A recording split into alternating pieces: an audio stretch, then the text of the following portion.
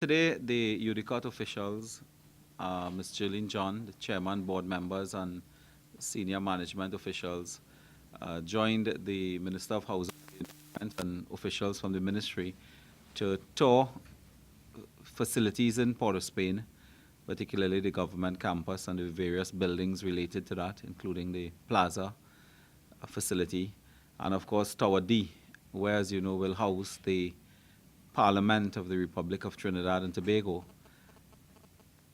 temporarily, of course, over the next couple of years. It is our intention to move to this facility in the coming months. So we were just undertaking a familiarization tour. This is part of an ongoing process where at the ministry we are visiting several of the UDCOT buildings and construction sites. A few weeks ago, we were at Chancery Lane in San Fernando, the SAPA in San Fernando, and the Brian Lara Stadium. And today we returned to Port of Spain to see a few of these facilities. I want to say that with the change of government in May 2010, we had inherited a particular expenditure policy, a particular approach of the former government.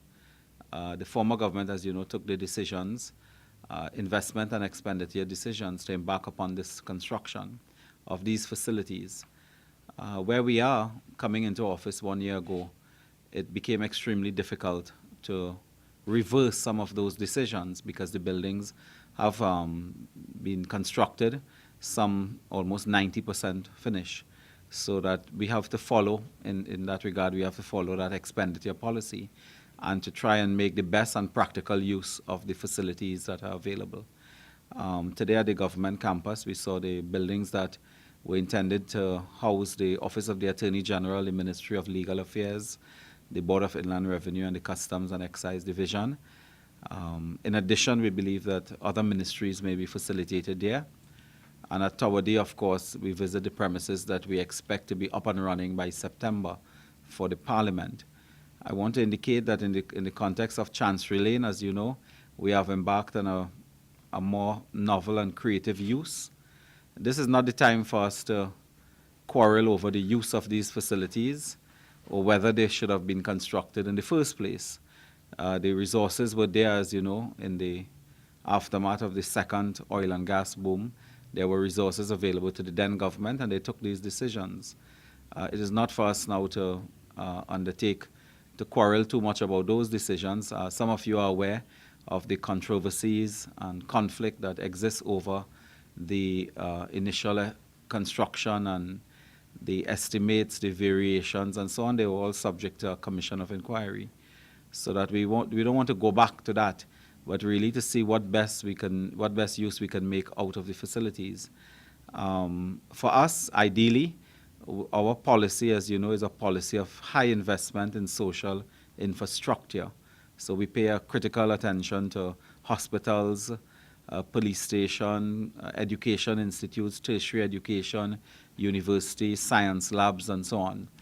And so we look at some of these facilities to see how they can dovetail into our own policy of social infrastructure.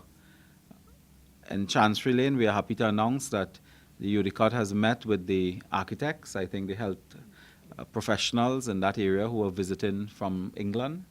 They were visiting from England. They have undertaken the first round of their investigation and feasibility into the change of use at Chancery building in San Fernando.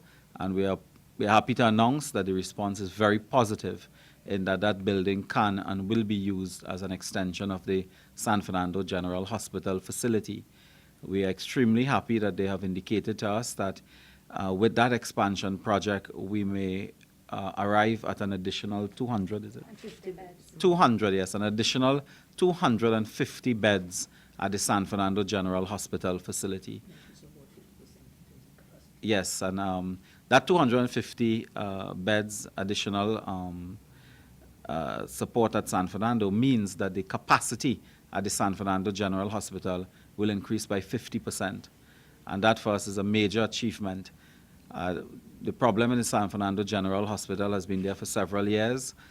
We have had, very horrible manifestations of that problem in terms of patient care and problems there. And if we can, within 1 year, 1 year and a half, increase our capacity by 50% with the change of use and new outfitting for that facility, with some minor technical work and construction and engineering work. We're extremely pleased, and we will pursue that with a certain amount of haste.